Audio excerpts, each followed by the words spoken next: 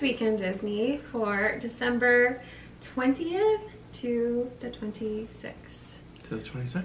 Yeah. Then it is a Christmas this week. It is going to be Christmas this week. Yay! Are you guys so excited? We're always excited for Christmas. It's so fun. I think for me, the best part is just like being with our family. Of course. And having so much fun together. Yeah. Well, and you went with your mother, family, to do all the gingerbread houses around the two. The two. And the trees. Yeah. And we did the trees at Disney Springs. So we're trucking right along, checking off our boxes. I think we shall make all of them by the big day. So. Yeah, I would suggest with the trees at Disney Springs to go during the day, off like during the week, and maybe earlier, like around 11 a.m. or something, if you want to see all of them. It's so crowded and they're still spaced out. Right. So you can't do the walk through. Yeah, normally they're grouped snow. together over by, Yeah.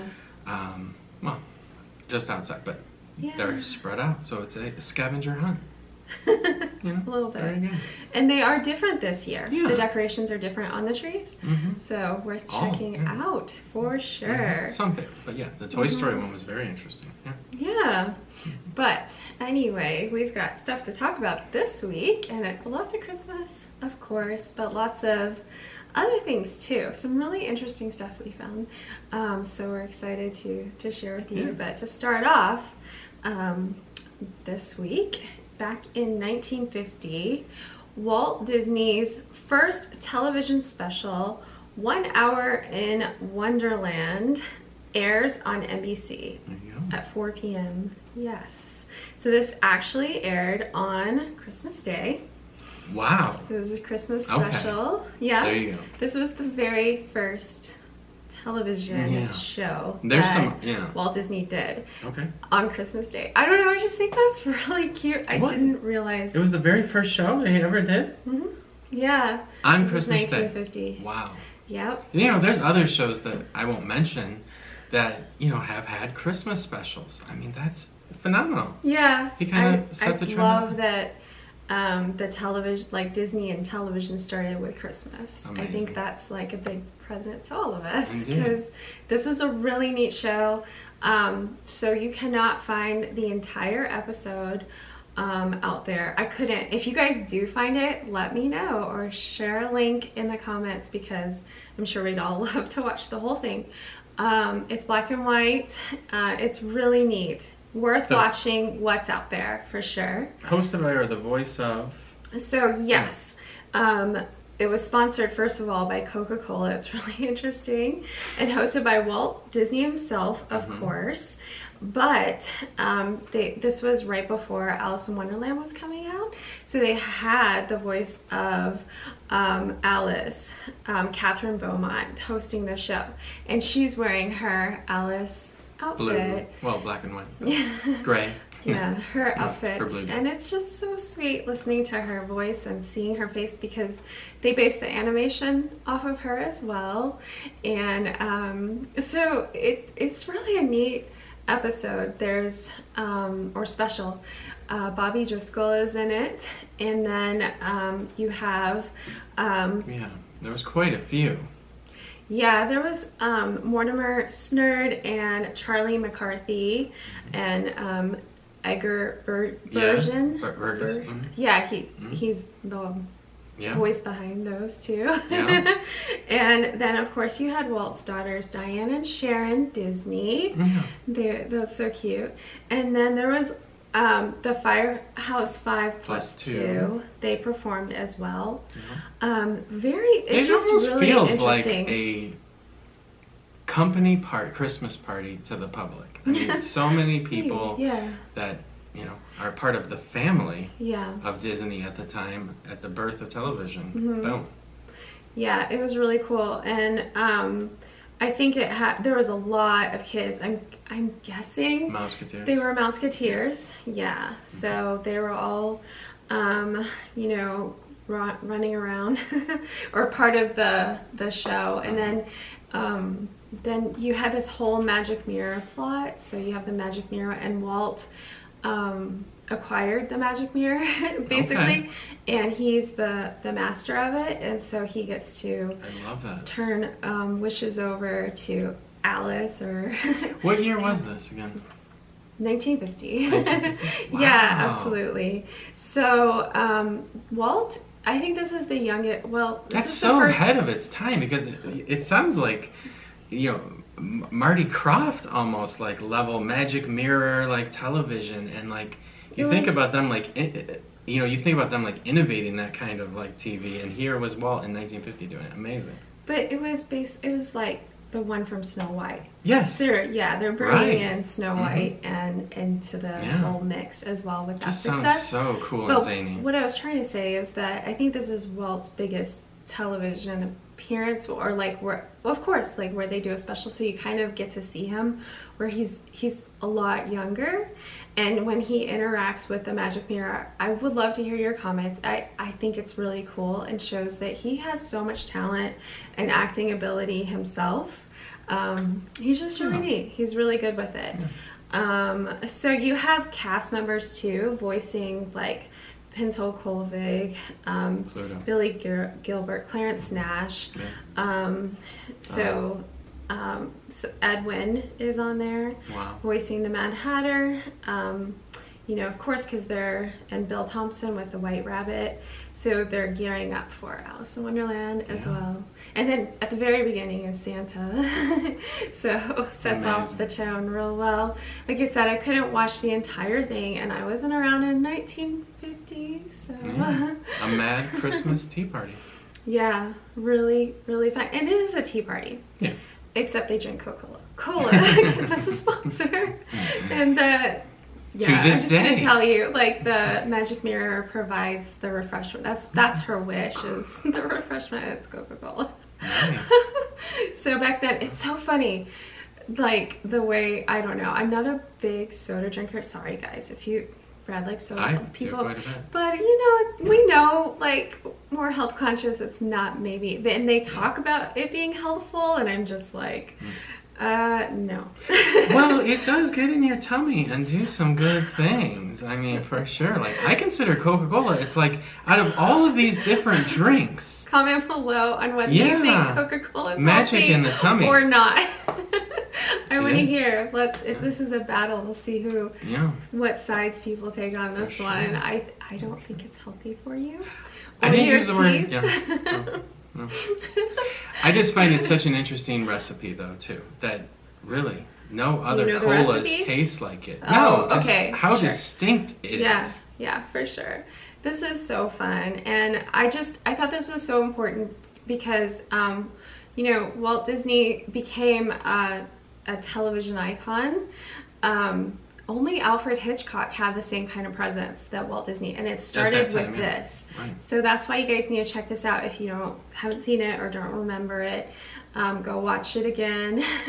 You guys are so great. I love how engaged you are in the comments, and that you do watch these things and go check them out, and I really appreciate that. So I hope that's why you're here, that we're all learning and experiencing this together. So thank you.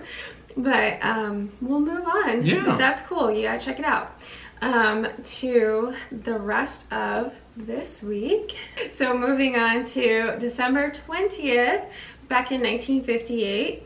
Another first. Disneyland presents its first Candlelight Processional Parade. It actually started on December 19th. So we hadn't discussed it last week. So anyway, the very first one, the very first processional were hosted by actor Dennis Morgan. And this is performed on Main Street in Town Square. The event, conceived by Dr. Charles Hurt of the University of Southern California of Music. So they went in to find a professional to help with this one. And it features Christmas carols and the retelling of the birth of Jesus through the Gospels, and it's remained the same all the way till last week we watched it. Okay, did you say parade though? Yeah, there was a parade too. Okay. They used to have a parade as part of it. Wow. Well, I don't know. Maybe they do it that way in Disneyland. We've definitely never been to Disneyland for Christmas. So we don't know. Yeah, maybe it's processional. Maybe like they've called it parade, but it's like processional because they have the parade. Yeah, no, I understand that. Oh, okay. But when they kind of walk out with everything. And I thought I saw a with picture of them coming down Main Street all together because that would have been epic. I think we covered this last year and like a few years later, I think in the early 60s, they end up with like 2,500 That's right. people in one of them singing in it. Yeah, so it's like it's a parade till they form their tree. Wow. Yeah. Wow. So it's a little bit different. Yeah. The tree is... But so nice stuff. The tree is, just the... I don't know. It seems different to me this year. Okay. Everything seems a little bit different, but maybe it was just the show we watched. I don't know if you guys have seen it yet. But, it's special. I really enjoy it. I love the music. Oh, and down here in Florida, just to mention, it provides a great opportunity for like community, like singers and schools to participate in an event at Epcot that the choirs and students like sing and participate in it. And they, for some of them, that's whenever they go to Epcot. That's whenever they get the ticket. You get a ticket. And some of the people we actually know performing. Oh, yes. And some of our friends are performing on December 30th. Yeah.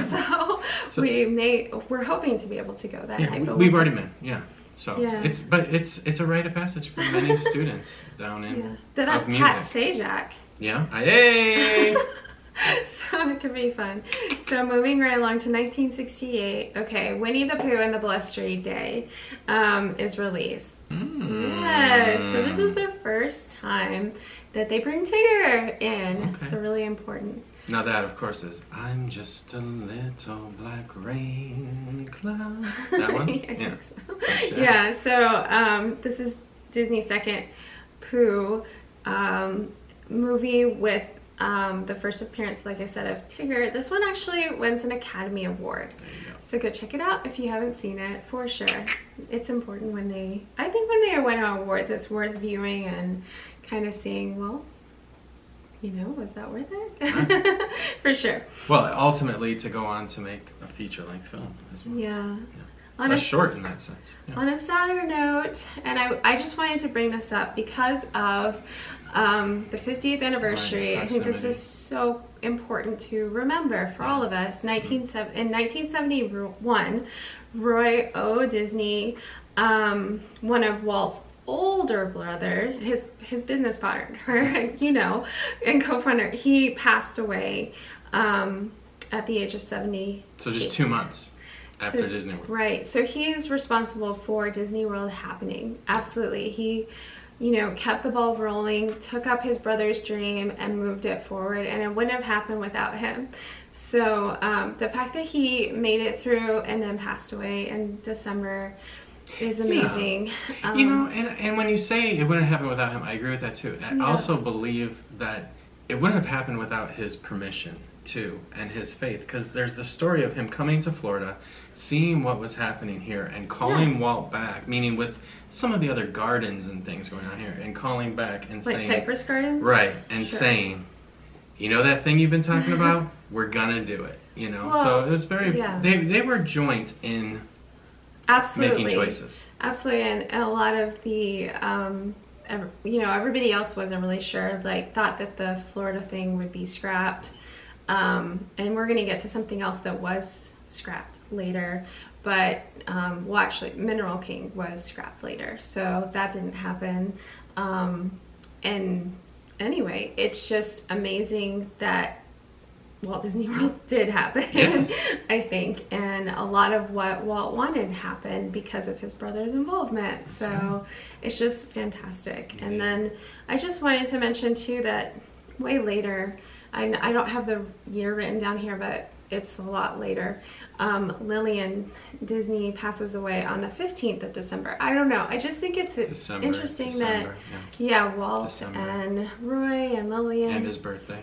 And Walt's birthday, So, but anyway, it's sad, but also we need to remember and commemorate the hard work that Roy did, and go get our picture with him and Minnie at the Magic Kingdom. Town Square.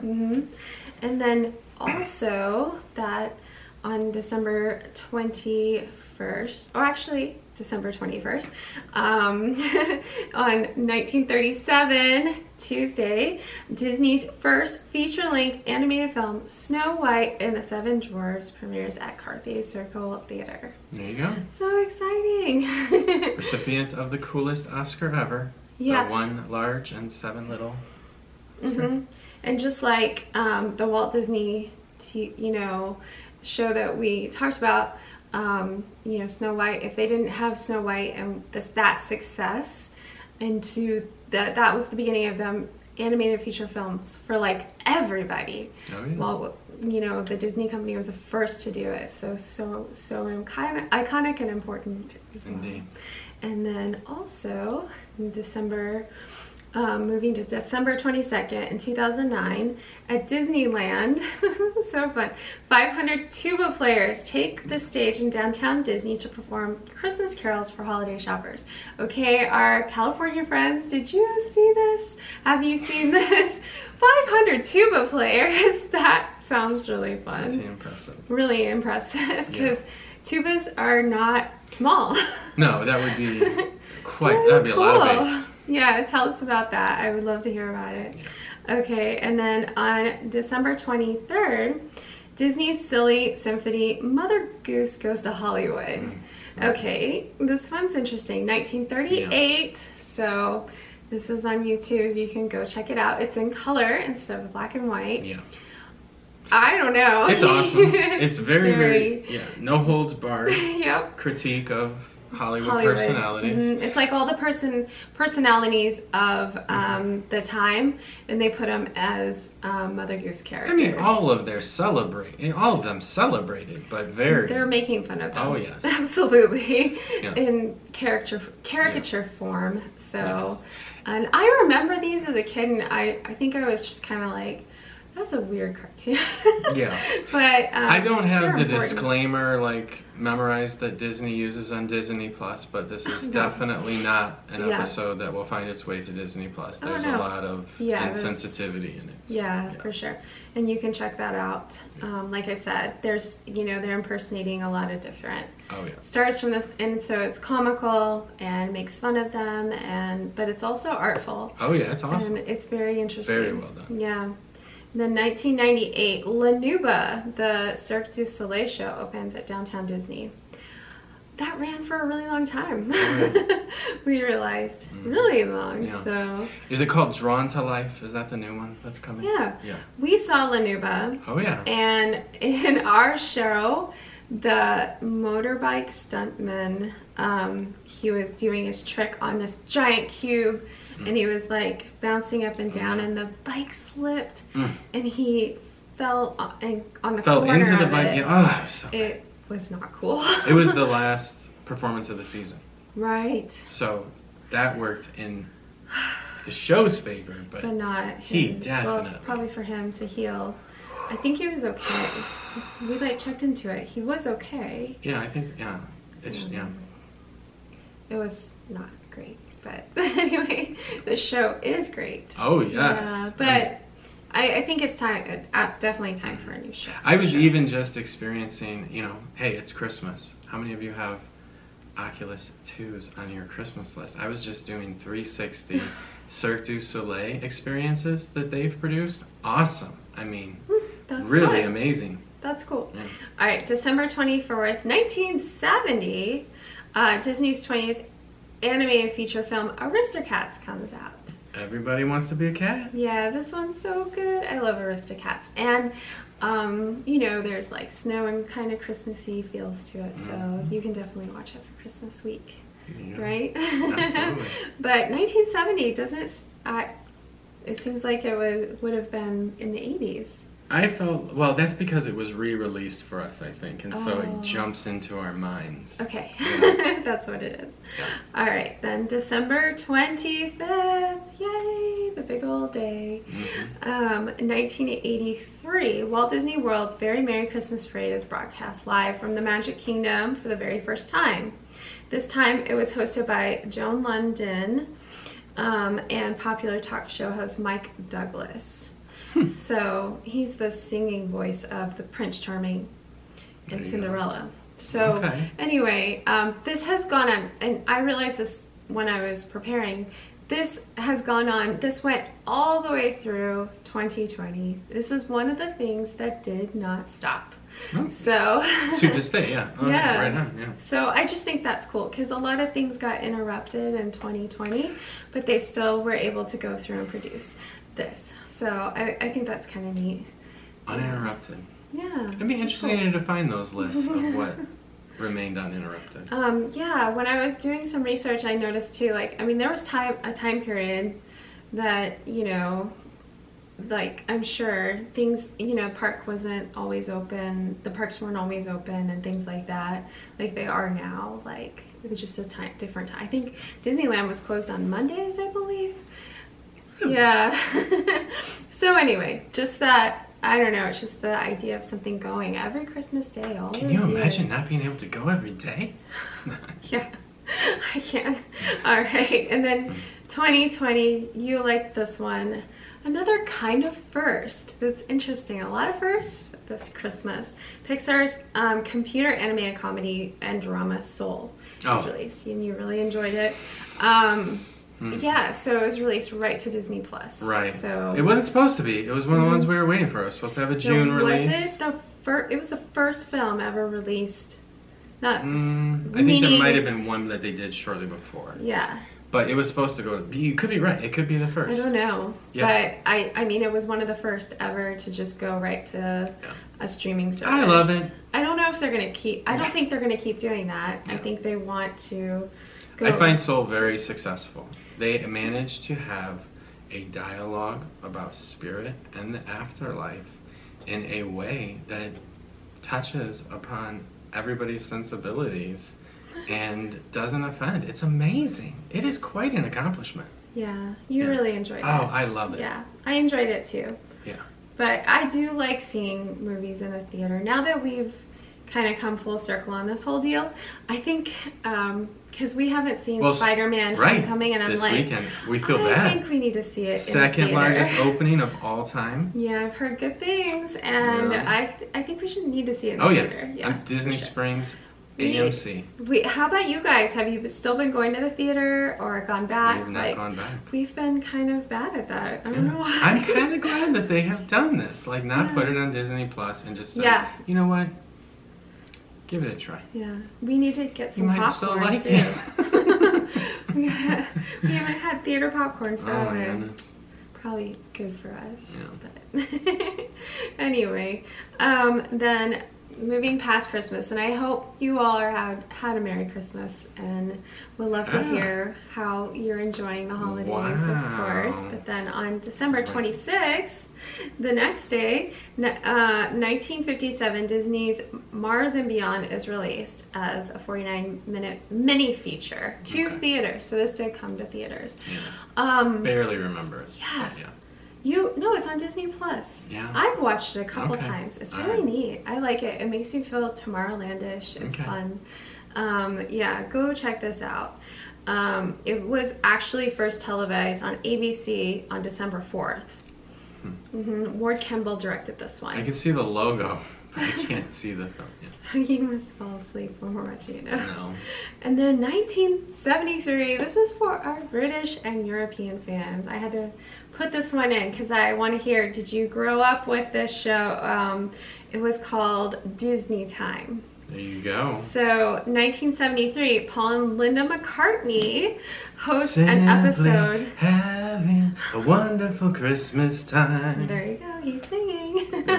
So anyway, they hosted Disney Time, and Disney Time was like a UK holiday television series that would kind of run Disney shows and so forth. Yeah. It says it started in 1970. One source says 1970, but it goes back to 1961. And speaking of Christmas specials, I'm not sure. Doctor Who is very famous for Christmas specials, and Tom Baker, previous classic Doctor. Tom Baker hosted Disney Time. Maybe some of you guys remembered that. Crossover. Well, it's fun for us. But the first couple ones were like, the first one was David Jacobs.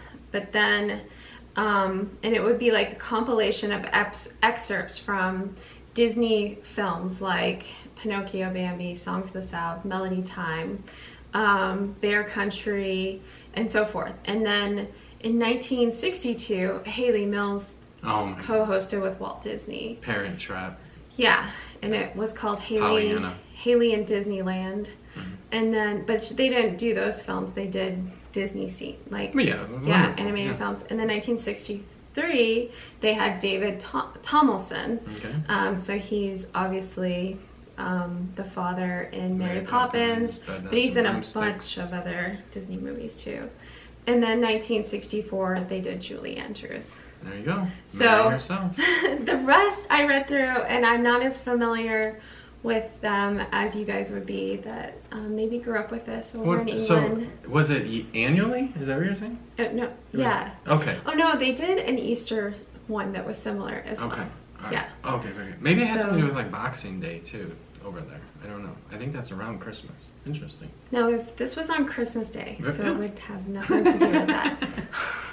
He just wants to say, I know about Boxing Day. It has nothing to do with boxing. Oh my gosh. I'm sorry, you guys. No, just kidding. Sorry, she's sorry. But anyway, I want to hear in the comments about this show, if you guys watched it and remember it. Unfortunately, I don't believe, I checked and I don't think it's still, I think it ended in the 90s, so. There you go. Oh well. Sorry. Well, Merry Christmas. Yeah, Merry Christmas, you guys. And I hope you have wonderful holidays wherever you are and celebrating and mostly being with your family this time of year and enjoying, you know, the holidays and how nice it is to be together. Of course, that's my focus, right? That's what you said in the beginning. That's what we're going to go do now. It's not just about the presents. No, I'm just kidding. But the presents do make it fun. They do. Yeah, is there anything you're hoping for this Christmas? Oh my goodness. Well, I've been having a hard time not waiting to wrap things and put them under the tree for myself, so I've been getting kind of little presents littered along December. But we'll report next week what we got. How about that? Yeah, that sounds like a great